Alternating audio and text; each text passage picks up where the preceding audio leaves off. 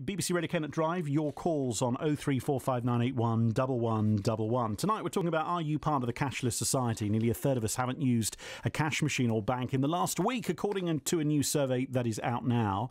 Are you getting frustrated at the demise of the more traditional means of handling our cash? Maybe you miss your local bank that used to be there on the high street.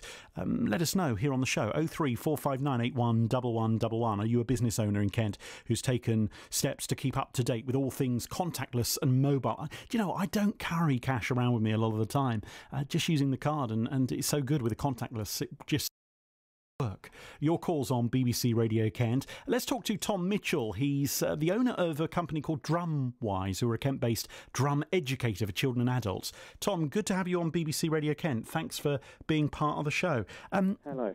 Is it something that is easy to use for you? Because cashless and that whole idea of the contactless payment seems to be a really big thing, and you've gone for it in a big way, haven't you? Yeah, so we've got a little PayPal card reader which just connects to an iPad, and for many years we mainly had cash coming in from students and their parents, but as soon as we sort of took this on, it's just been the main sort of way people pay now. I mean, they pay with their iPhones, you know, with Apple Pay, and yeah, they can do contactless. I mean, a lesson is £30, so it's perfect. So they can just do a contactless payment, and it just means I don't have to go to the bank all the time, really, and there's less worry about cash, you know, being in the building sort of thing as well.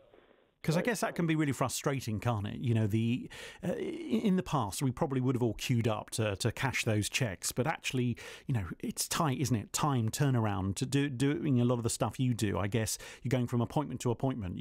Trying to add that into your day might take a bit more time. Absolutely. It's so much easier because I can just obviously log into my account where the money all goes and just put it directly into my bank account. I mean, the days of people paying with cheque have kind of gone. We still get a few students who like to pay with a cheque because we teach in schools through the county as well.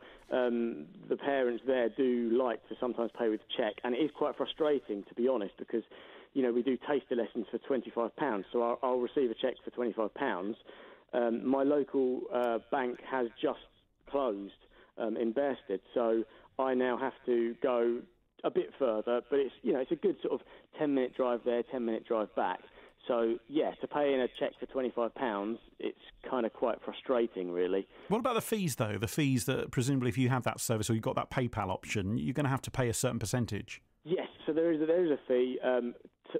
For me, it's worth it because of the hassle of having to go to the bank. Let's say I'm not exactly sure on the figures, but on a £30 lesson, I think they charge just over £1. PayPal charge just over £1. So it's not too bad, really, when, you know, if that was a cheque or cash and I'd have to drive to the bank, you know, the hassle there, and obviously the time it takes to get there now that my local bank's closed. It's great, really. Kimberly in Dover says, I use PayPal if I buy things online. I think we will eventually lose doing things by money. A lot of people pay by cards. I mean, it is true. I think a lot of people now just don't have that money they're getting out. But it's kind of like a bit of a virtual cash situation, Tom, isn't it? We're all kind of, you know, it's our mythical bank account in the sky. It is, yeah. And I do get a lot of parents, when they pay with their card, they're a bit unsure about it. They sort of think it's black magic, really. And some of the students also try to pay with their eyes. They think it's some kind of, like, the kids I'm talking about, not the adults. They think of it as some kind of retina scanner. Yeah. And, the trouble is, we're going to get there. We're going to get there, Tom. There is going to be a point where you just wink and the money goes. Yeah. One day that probably will happen, but it's not scary, really, because the machine only accepts the card once. So, you know, unless I sort of ran it through again, it wouldn't accidentally do, you know, 2 payments. We're moving forward, and that's the really interesting thing about it, I guess, and clearly it's working for you. That's Tom from DrumWise. Denise in Faversham, who's got a business. Most of my clients' payments to my business are made